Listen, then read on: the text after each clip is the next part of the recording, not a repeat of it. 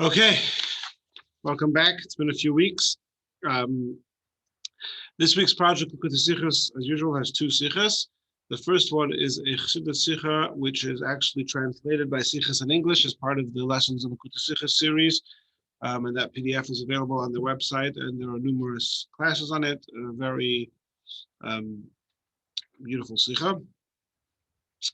We're going to learn the second Sicha, which is a beautiful, beautiful Rashi Sicha, which, starts off demonstrating some very perplexing issues, and then, has one epiphany, if you will, that turns everything around. So let's start off.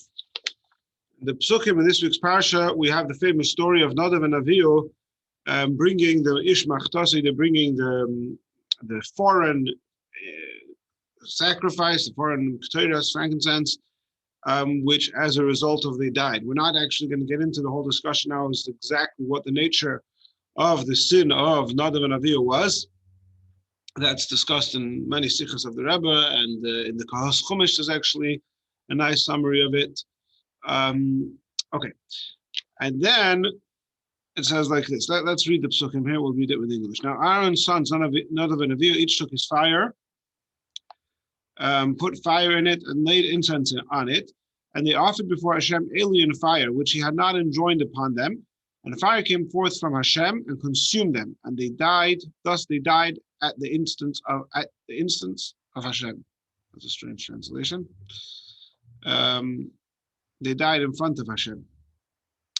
Then Moshe said to Aron, "This is what Hashem meant when he said, 'Through those near to me, I shall show myself holy and gain glory before all of the people.'" So, as Rashi explains, that through the death of Nadav and Avihu, as part of the happening, sort of in the middle of the ceremony of sanctifying and desecrating, consecrating the Mishkan, that glorified and showed Hashem to be holy. Again, separate discussion. Aron was silent, which we see later. Aron was rewarded for that. Moshe then called Mishal and Al-Safan, the sons of Uziel, the uncle of Aron. Rashi says that Uziel was a brother of Amram, so they were first cousins of Aron, and said to them, "Come forward and carry your relatives, achechem, your relatives, away from the front of the sanctuary to a place outside the camp." They came forward and carried them out of the camp by their shirts, as Moshe had ordered. Then Moshe said to Aron and to his sons Elazar and Isamar, "Do not bare your heads and do not rent your clothes," which were both traditional signs of mourning, "lest you die and anger strike the whole community. But your kinsmen, all the house of Israel, shall bewail the burning that Hashem has wrought." So, in this tragic turn of events, Nadav and Avihu are killed through this fire that Rashi says fire came out from the Kodesh HaKadoshim, went up their nostrils and consumed their insides, but on the outside their bodies remained intact. This had something to do with sanctifying or showing the glory and the holiness of God. Moshe then calls their cousins, Mishal and Al-Safan, and orders them to remove the corpses so that the process of the day can continue. This is on the 8th day. It's on Rosh Chodesh Nisan. It's the 8th day of there was a week-long process inaugurating the Mishkan, and on the 8th day was the final day when it was finally going to happen, and the Shekhinah actually became present, and the fire came down, etc., etc. And in the middle of that whole thing, this happens, and Moshe calls Mishal and Al-Safan to take care of it, and then he warns Aron and Elazar and Isamar not to show any signs of mourning. Why were they not to show any? Okay, so let's go a few things. So Rashi says, this is actually the first Rashi, the main Rashi, which we're going to be focusing on in this Sicha. So he tells Mishal and Al-Safan to carry your brethren, etc. As a man who says to his fellow, remove the corpse from before the bride in order not to disturb the joy. In Hebrew, as a man says to his fellow, remove the the corpse in front of the bride, not to disturb the joy. So that's why they had to carry them away. Later, Rashi says, when he tells them not to grow long hair and not to render their clothes, Rashi says, okay, from here we see that Avil may not grow his hair, and a mourner may not cut his hair, sorry. And then he says, but you, that's in general a mourner. But you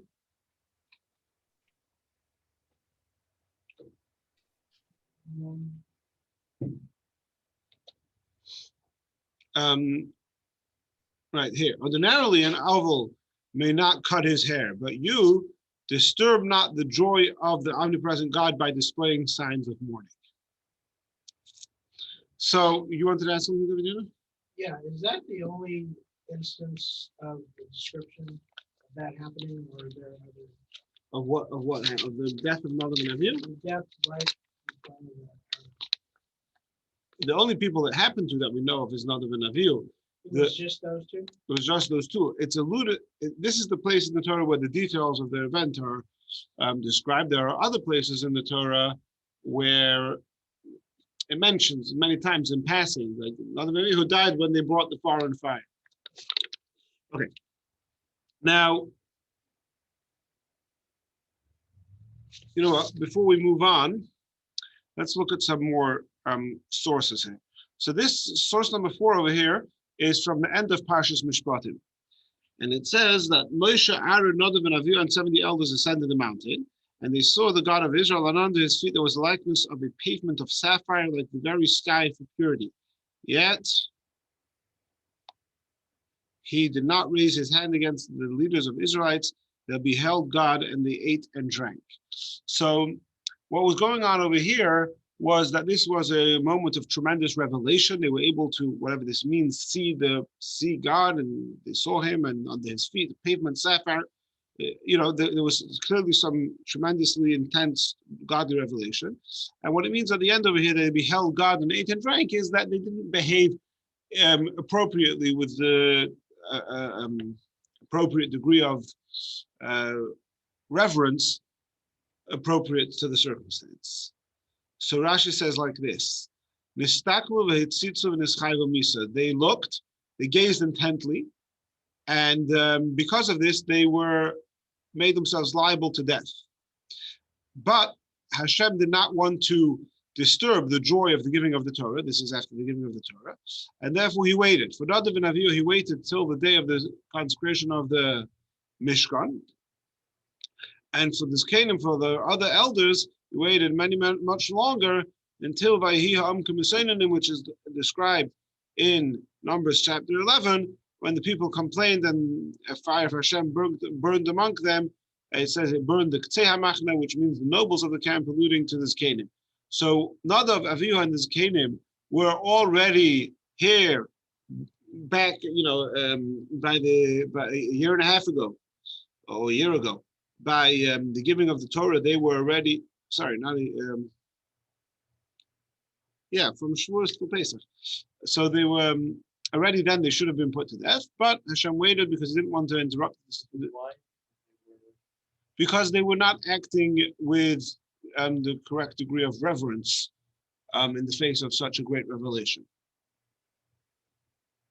Yeah?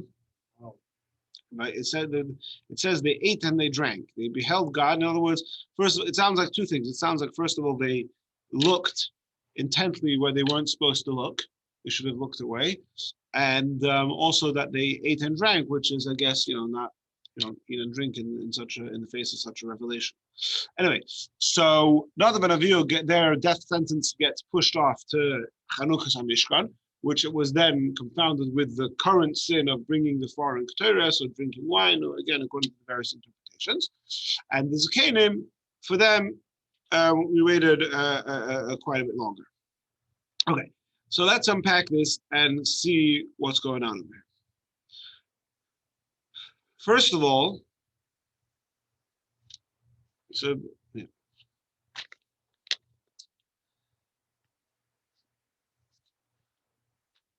First of all, the commandment that Moshe tells his cousins to carry out the corpses, to remove the corpses, seems to be a very straightforward thing. People died, they have to get buried, right? So take them out, bury them.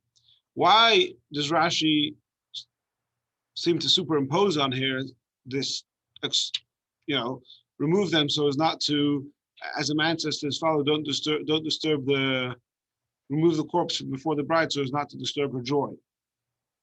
It seems to be, why do we have to get to such a far-fetched interpretation of a very straightforward, Ariel, do you mind to put down the standard, please? Of a very straightforward instruction. Bury the dead. What's so complicated about that? So that's one thing. So it's kind of something seems to really be bothering Rashi that he comes up with this, again, sort of far-fetched explanation. What's going on over here? Now, the very fact that we don't disturb joy, we want to remove something, if you remove the corpses, not to disturb the joy, for whatever reason Rashi has to say it, okay. Again, removing the corpse not to disturb joy is a very straightforward concept. Why do we need this sort of metaphor or this frame of reference that this is such a thing that a man would say to his fellow? Remove the corpse so as not to disturb the joy. Rashi adds these words, as a man would say to his fellow. Now, if you look, based on all the sources we've just seen, first of all, 2 psukim later, Rashi says, when he explains why they were not allowed to display signs of mourning, he says, do not disturb the joy of God. There it doesn't say, as a man would say to his fellow, because the concept seems to be straightforward. Not only that, earlier on in Mishpatim, the other story that we saw, again, the death penalty for Nadav and Avihu and the elders was delayed for all this time. Why? So as not to disturb the joy of the giving of the Torah. And again, there, Rashi seems to understand that delaying a death penalty so as not to disturb the joy is a very easily understood concept. We don't need to sort of give you a metaphor or a framework to understand this, that this is something that a man would say to his fellow. So what's this? Why is Rashi at all bringing this idea of removing the corpse so as not to disturb the joy? Isn't just remove the corpse to bury them? And B, if we are already bringing it, why the emphasis on that? This is something that a man would say to his fellow. Now, on this second question, if we dig a little bit deeper, actually we see that it's an even more striking question, because there is two things. First of all, there's let's see if this is on the source sheet, just a moment. Yes, but let's look at sources 6 and 7. Source 6 is a medrash. Sorry, source 6 is a Gemara, which says Tana Rabbanan. The rabbis taught. This is a brisa. This is teaching us a halacha, a law.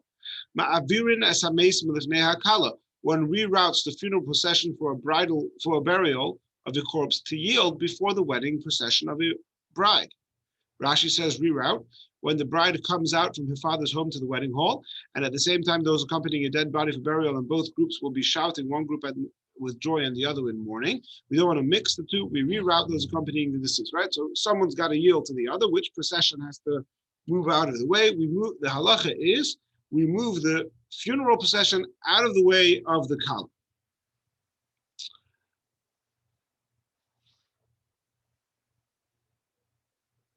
Both this and that, meaning both the funeral procession and the wedding procession, would yield before a king of Israel. But nevertheless, Agrippas HaMelech, he rerouted his own entourage so as not to interfere with the wedding procession of the Kala, and the sages praised him. So we see from there that even though he wasn't obligated to do so, but it really is, the Gemara is really telling us that there's very strong value to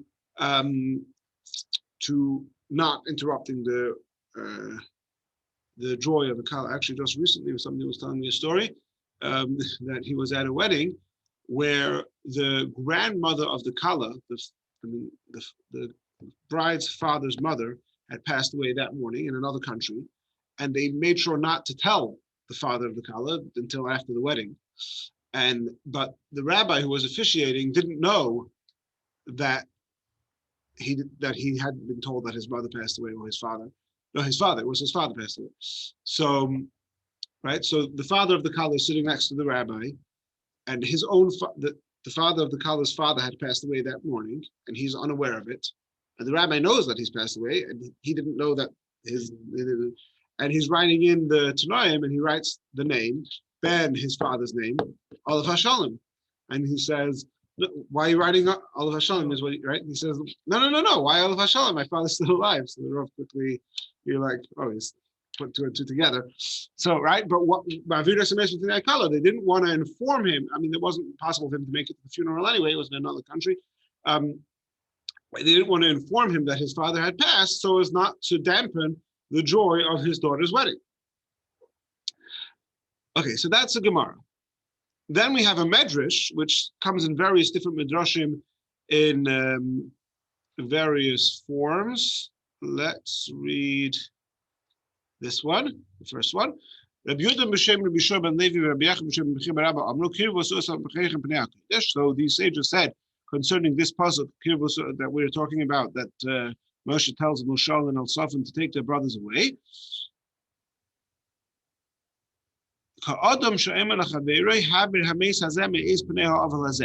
As a man would say to his fellow, remove that dead body from the presence of this mourner. How long shall the mourner grieve? So the Medrash is telling me, is giving this metaphor, like a man would say to his fellow, let's move away the dead person, the corpse from in front of the mourner, so that the mourner won't be in pain. And the Gemara tells us a halacha that we remove the corpse we reroute or remove the corpse from in front of the kala. Now, what has Rashi done over here? On the one hand, he specifically moved it. Instead of telling you, Rashi could have said, because there's a halacha. Why do you have to remove them away? Because there's a halacha, there's a law that you have to remove the mace, the dead body from in front of the kala, right? Rashi says, he doesn't say the law. He says, like a man says to his fellow, almost as if he's emphasizing, this is not a law. I'm not telling you a law now. I'm just telling you, I'm just telling you what people commonly would say in such a situation. So he's paraphrasing the Medrash. The Medrash is not saying a law. The Medrash says, but what does the Medrash say? What does the man say to his fellow? Remove the corpse from the mourner. Rashi doesn't say remove the corpse from the mourner. Rashi says so that the mourner shouldn't be in distress, having his own corpse in front of him for too long. What does Rashi say? Rashi says, like the Gemara, remove the corpse from in front of the bride. So it's almost as if Rashi is sort of making a hybrid between the Medrash and the Gemara. On the one hand, he's emphasizing that this is not a law, this is this is just sort of social etiquette. But he's not bringing the social etiquette that the Gemara says, that the Medrash says. He's taking the law of the Gemara and imposing it onto the social etiquette formula of the Medrash. So so it's very clear that Rashi is doing this on purpose, and he's trying to emphasize something, and it seems to be, what is it exactly? What's Rashi trying to say? Just a moment.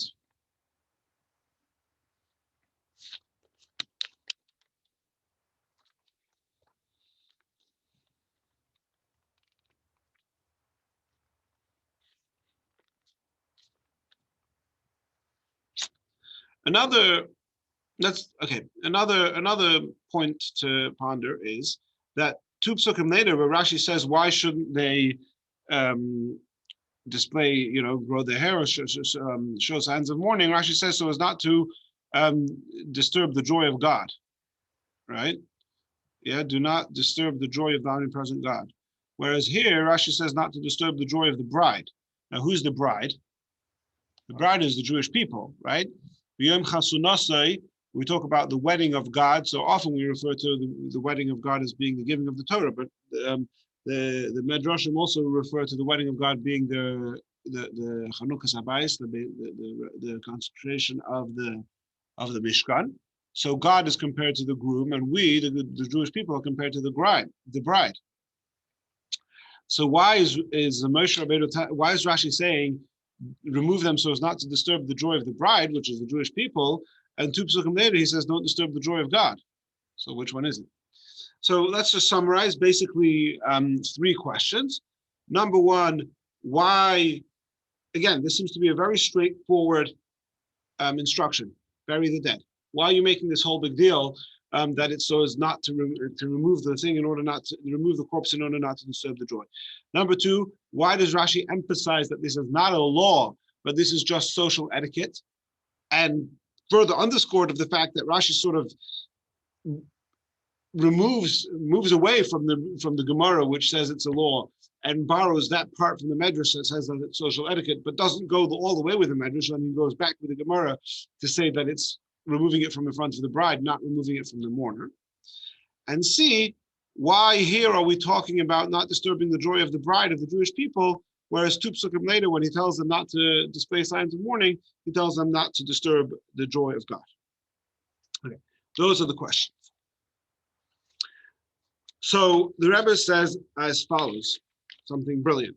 The Rebbe says there are two major issues in this pasuk. One is sort of more general, and one is with the word. Why? Number one, the main question is, why is the Torah telling me this whole thing? Why is it necessary for? Again, what's the context here? We're describing the events of that day when the Mishkan was inaugurated. So, obviously, Nadav Avihu dying is part of that story. But why does the Torah even need to tell me that Moshe, that he called people to bury them? Right? Obviously, if people die, you bury them. It doesn't seem to be adding anything to the flow of the story over here. The story here is the inauguration of the Mishkan. Nadav Avihu died. Okay, move on. It's self-understood that if they died, they were removed and buried. Right? We don't need to. Why does the Torah need to emphasize that?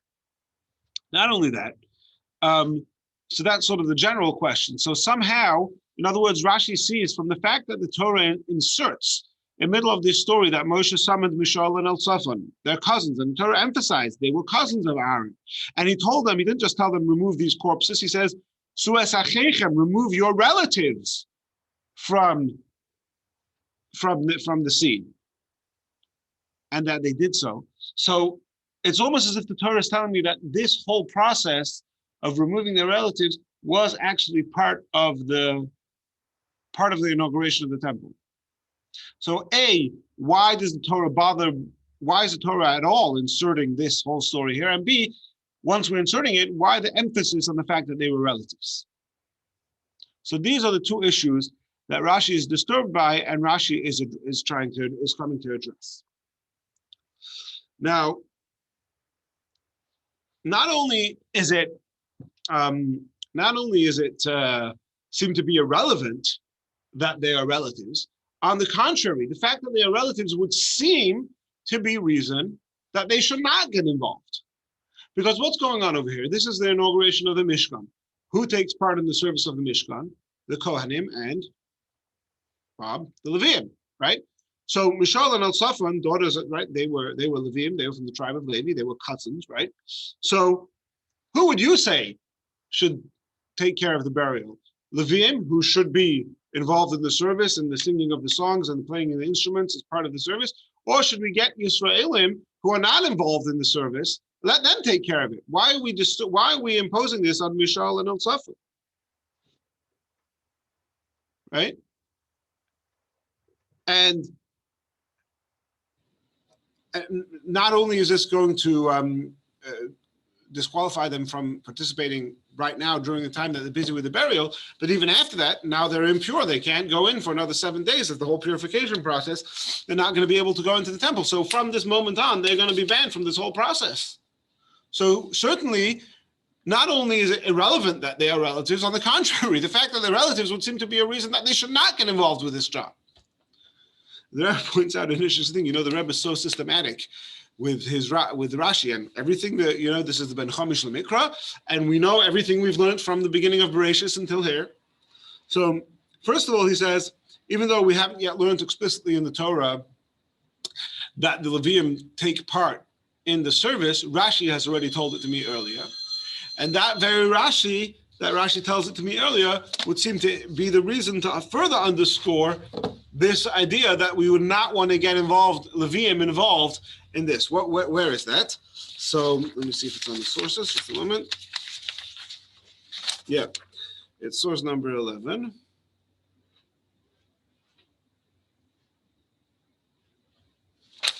Okay, so this is all the way back in Parshas Vayechi. Yaakov's sons carried him to the land of Canaan and buried him in the cave of the field of Machpelah, which Aron purchased along with the field for possession of burial place from Ephron the Hittite Al Pnei Mamre. Right. And then it says that his sons carried him. He designated a position for them by his coffin so that 3 of them would carry on the east, and so in all 4 directions. This was similar to their arrangement of traveling in the camp in the desert of the groupings of the tribes as were designated. In the desert of the groupings of tribes as they were designated here. In other words, just like in the desert, you had the Mishkan in the middle and 3 tribes in the front, 3 tribes on either side, and 3 tribes in the back. So to here, Aaron positioned those of his sons, the ancestors of each of those tribes, stood on those matching up positions as if, so to say, Aaron's coffin was representing the Mishkan, and they were in their positions all around. What about Levi? The tribe of Levi in the Mishkan, they dwelled right around they weren't part of those 12 camps because it's 13 tribes, right? So Menashe and Ephraim count as 2, and Yosef didn't carry Yaakov's Aron because he was a king. So what about Levi? Where does he go? So Rashi says, but Yaakov also ordered that Levi shall not carry it because he, i.e. his tribe, is destined to carry the ark. Yosef shall not carry it, is destined to carry the ark, right? So think of this. Yaakov said that Levi shouldn't carry his coffin because his descendants are going to carry the ark, right? Many years later, many generations later.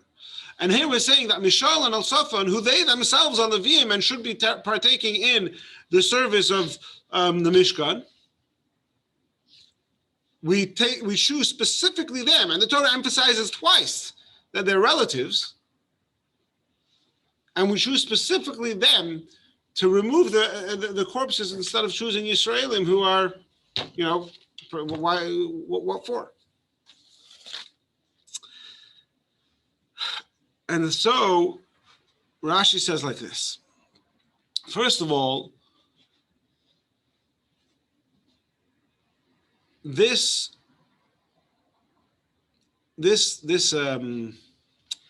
instruction, this idea that they were there, that they had to remove their bodies, wasn't just to bury them.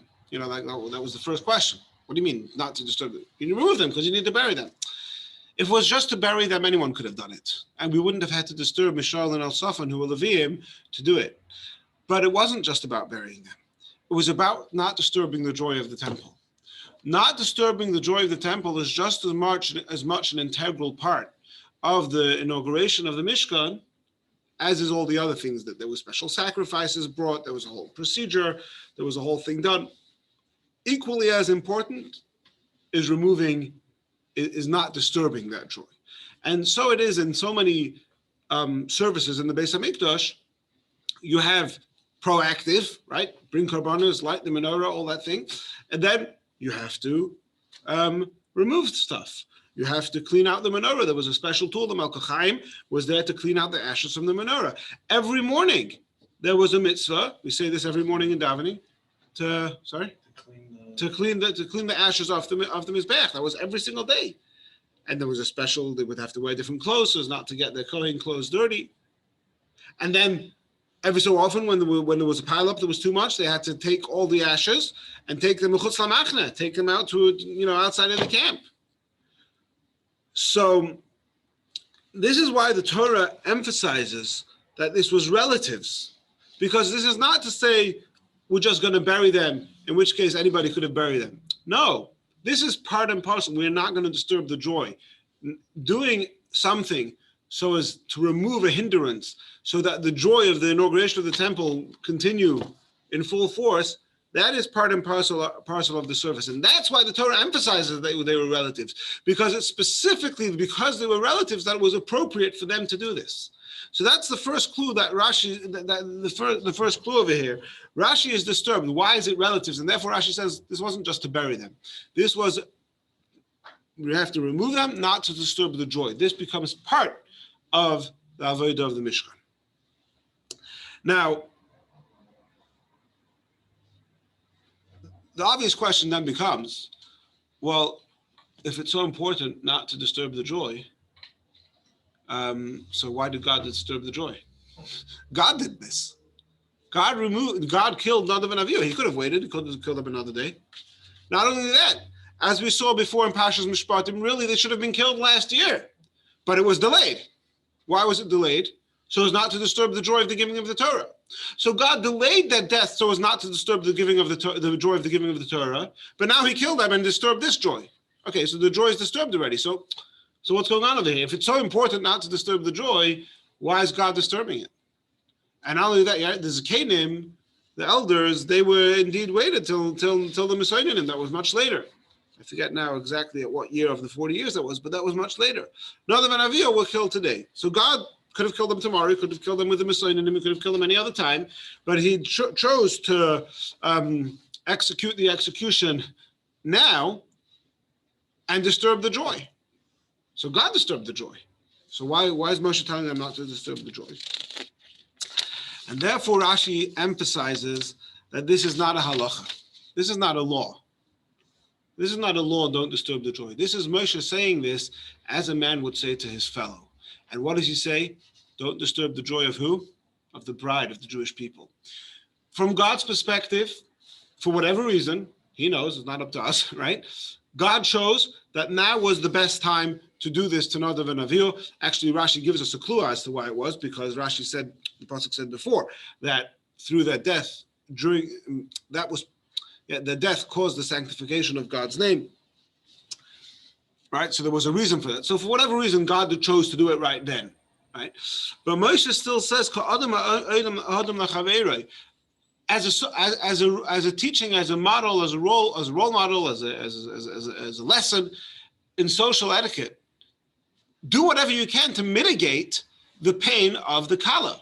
In other words, God did what he did. For whatever reason, God chose to do this. That's fine. He gets to make these choices. But as far as I'm concerned, says Moshe Rabbeinu, just as a good friend of the Jewish people, I want to mitigate the pain of the Jewish people.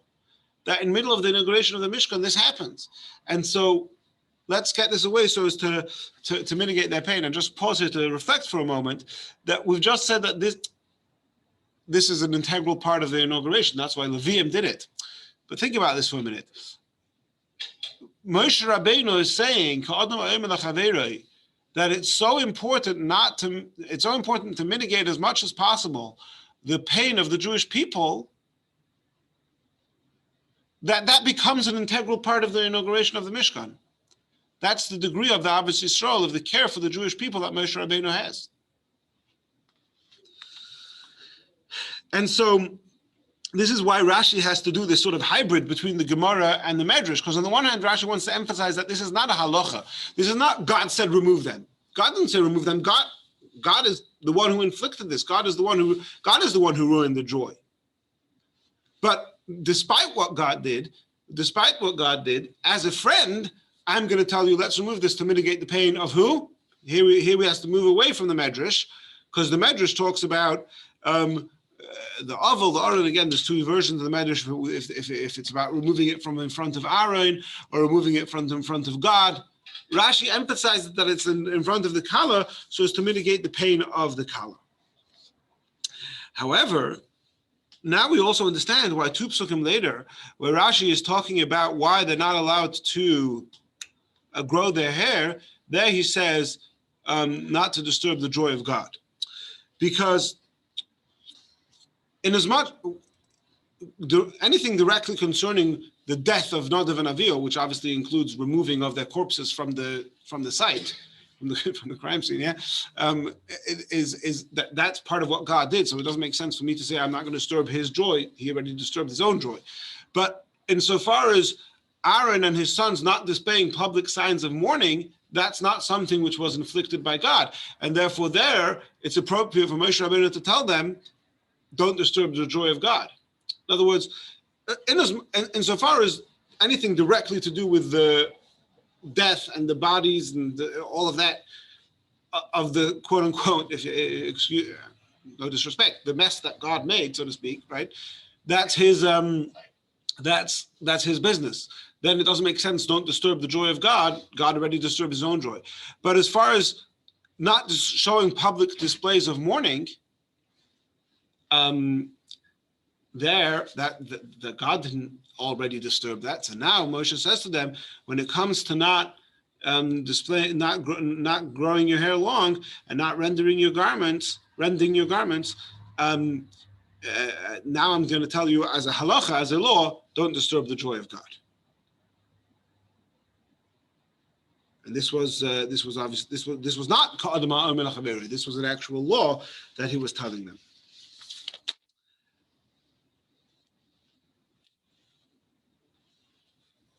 Now, so now all the questions that we asked have been addressed.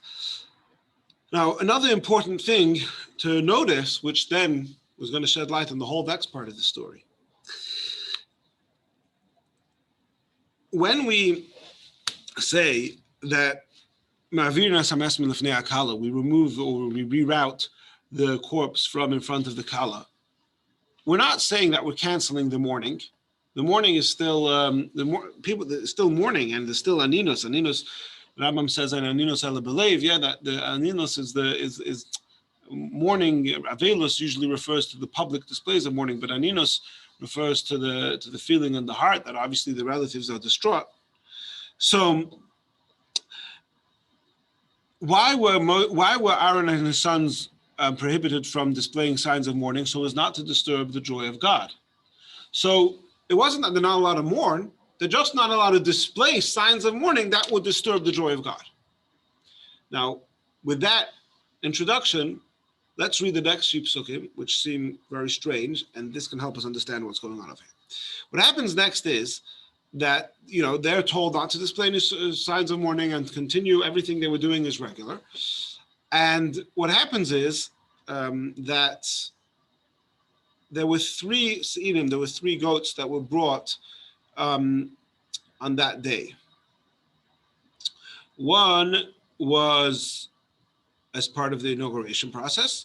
One was because, like we read in the beginning of Nisan, you remember we read every day the carbon of that tribe. So the first day of Nisan was Shevet Yehuda Nachshon ben Nadav. There was a goat that was part of his Sir HaChatos, that was part of his offering. And thirdly, it was Rosh Chodesh, and every Rosh Chodesh from that Rosh Chodesh on, for the rest of the history of the tabernacle and the Beis HaMikdash, there was a sire. So what did they do? Aron and his sons, the first one, which was part of the inauguration, they brought on the Mizbeach and they ate it. The second one, which was part of Nachshon, they brought on the Mizbeach and they ate it. The third one, which was part of the recipe for the Rosh Chodesh Karbanos, they didn't eat. And the Torah says like this: Sir HaChatos dorish Moshe b'nei Serev. So Moshe inquired after the Sir HaChatos, the carbon of Rosh Chodesh, and he found out that it was burnt. And he became angry with a very harsh expression. He became angry. He says, "What's going on over here? Why didn't you eat the carbon chatos in front of God?" And he gave this to you, right? Why didn't you eat it? You should have, I'm not going to go into all the details here. You should have eaten it as I commanded you. And Moshe is angry, and we know Moshe to be a very patient person. So clearly, if something gets him angry, he's really upset here. And what happens? Aaron says, that we indeed did bring the karbanos, we did offer the sacrifices in front of God. But then this happened to me, referring to the event of Nadav Avihu. Would it be good in front of God? Would it be good to God? Would God approve of me eating this chatos? So Rashi explains, what does he mean to say? That even though you gave me a special instruction that I'm to eat the karbanos anyway, that instruction possibly only applies to Kachi Shah, to things which are unique to today. Something that's special to do with the situation today, the inauguration of the temple, the carbon and Nachshon ben Aminadav, both of which are one-time events. But this third one, which is part of the Rosh Chodesh, which is a routine event from now and for all eternity, who says that I have the permission to apply this special there's a special allowance going on here that even though usually a Kohen who's in mourning, or rather usually a Kohen who's an Oinen, who's on the first day of the death of a relative, may not partake of Korbanos. So we got a special allowance to do it for these one-time Korbanos. Who says that allowance also applies to this Rosh Chodesh one? Yishma Moshe heard this, Vayitav b'einov, and he accepted it. Right? Now, he approved. How can they eat all that? They had to eat a lot of meat. Moshe possibly could have also enjoyed it. Anyway, so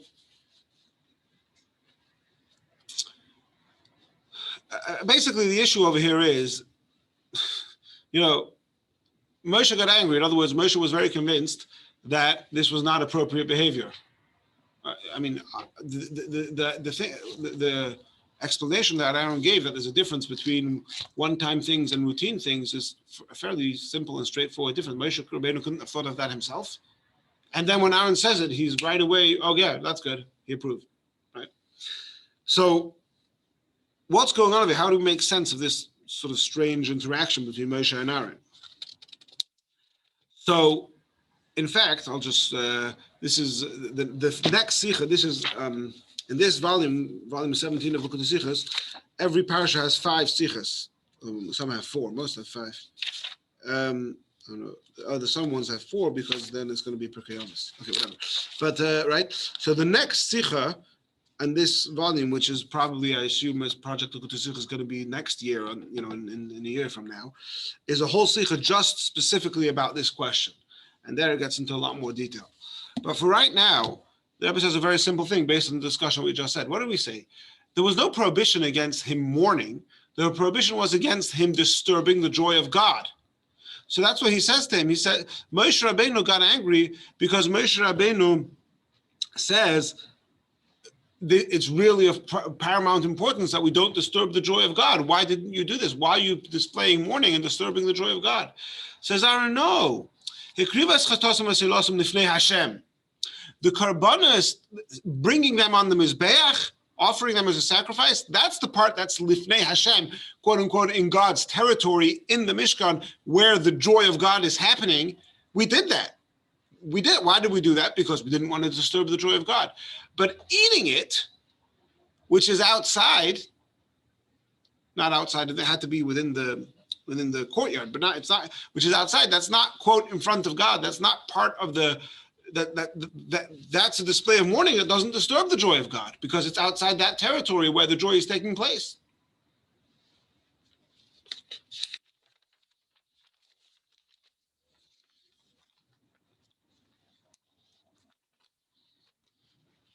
And so the ones which were one-time things, those were karbanos that the whole carbon was there as part of the inauguration. So eating them was also part of the inauguration. But here, eating them wasn't part of the inauguration, and it not conceptually nor geographically was it in the space where the joy was happening, and therefore Aron said that would be different, and Moshe accepted that because, right, that makes a lot of sense. Now, what's the lesson? What's the lesson from all of this? Now, okay, there's probably many lessons. Actually, I pointed one of them out as we were going along, and I'm sure, this is really profound, the whole idea of, but let's see what the one the Rebbe says over here. So we're going to, first, before we see it inside, we're going to learn a Rambam. This is a Rambam, quote from the Rambam, which the Rebbe quoted many, many times. It's from the end of Hilchos Shmita v'Yovel. Lo yishevet Levi bilvad, ela lo yeshevet Levi. No, v'lo yishevet Levi bilvad, ela kol ish mikol bei ha'olam. Asher no dvar ruchai oisai v'hevirei ma'adoi lehibod elamed lefnei Hashem l'sharsi le'ovdei l'dei as Hashem. V'holach yosher, k'moshe asohu ha'alikim. U'farak me'al tzavari cheshbeinos rabim, asher bikshu b'nei ha'adam ar niskadosh kodesh kodashim. Let's read this in English. Not only the tribe of Levi, but any one of the inhabitants of the world whose spirit generously motivates him, and he understands with his wisdom to set himself aside and stand before God to serve him, and minister to him, and to know God, proceeding justly as God made him, removing from his neck the yoke of many reckonings which people seek. And such a person is sanctified as holy of holies. God will be his portion and heritage forever, and will provide what is sufficient for him in this world, that he provides like he provides for the priests and the Levites. And thus David declares, God is the lot of my portion, you are my cup, and you are the support of my lot. And that's the end of the book of Zeroim in the Rambam. So what's the Rambam saying over here? That even though it's the tribe of Levi, the Kohanim and the Leviim, who are, so to speak, 1 foot out of this world. They are supposed to remain in the world of Torah. Already in Egypt, they were not part of the servitude, and they don't get a portion in the land because they're there to teach the people to Torah and to serve in the Beis HaMikdash. Says the Rambam, you don't have to be, it's not in the genes. You don't have to be, this is not a limited privilege to Shevet Levi, but any person who sees it fit and to devote himself to the service of God as it befits a member of the tribe of Levi may also do so. And if he does so, he is indeed sanctified to the degree of Shevet Levi, and God will provide for him as he provides for the Kohanim and the Leviim. So that's the Rambam. Now let's see the way the Rebbe spells this out. We always like to read this I'll read this from the English.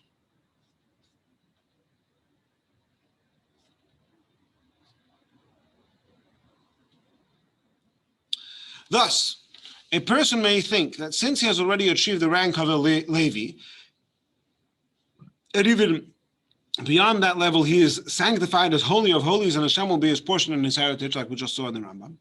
So he must occupy himself in matters of holiness, right? So if an occasion presents itself for him to prevent a person from violating a prohibition, or like we did, if you remember a few months ago, this was when I was in quarantine, the second time. It was, but we did a class on the scope and the limits of rebuking your fellow, and how the obligation to what we call nowadays the hafatza and outreach, and to influence others in the keeping of Torah mitzvahs. So such a person could claim that I have no connection with and cannot involve myself in this. I'm Shevet Levi. I have to go and stay in the Beis Medrash and study Torah. I'm not going to get my hands dirty helping other people refrain from going to the movies on Friday night. That is the domain of common Jews who are involved in, quote unquote, the many reckonings that the Rambam says. So Rashi comes and says, no. Since removing the deceased from the presence of the bride is relevant to the celebration of the Mishkan, it is considered part of the service of the Mishkan and must be performed specifically by your brothers, by your relatives, the tribe of Levi. So if you want this world, why are you making this? If you want to make this world a dwelling place for God, if you want to make yourself a dwelling place for God, the dwelling place for God can't be dirty. And removing the dirt from the dwelling place for God is part and parcel of the service. And even if you're in Shevet Levi, and not just even if you're in Shevet Levi, but specifically if you are in Shevet Levi, then all the more so are you duty bound to preoccupy yourself with making sure there's no that Hashem's domain abode is cleansed. Similarly, this applies to every person's individual service of transforming the world into a Mishkan and a dwelling place for Hashem.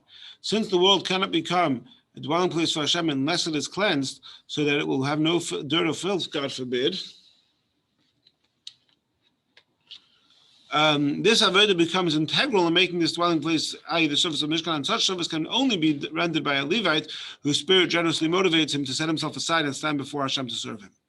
And by cleansing the world, by turning away from negativity, i.e. from prohibitions, and decorating it with the beautiful furnishings by doing good, fulfilling positive mitzvahs, the world can become a dwelling place befitting the King of Kings, the Holy One, blessed be He. This will be perceived in a revealed way in the future era with the actual imminent arrival of the righteous Mashiach. So this is one of the lessons that we can learn from this episode, as Rashi explains it.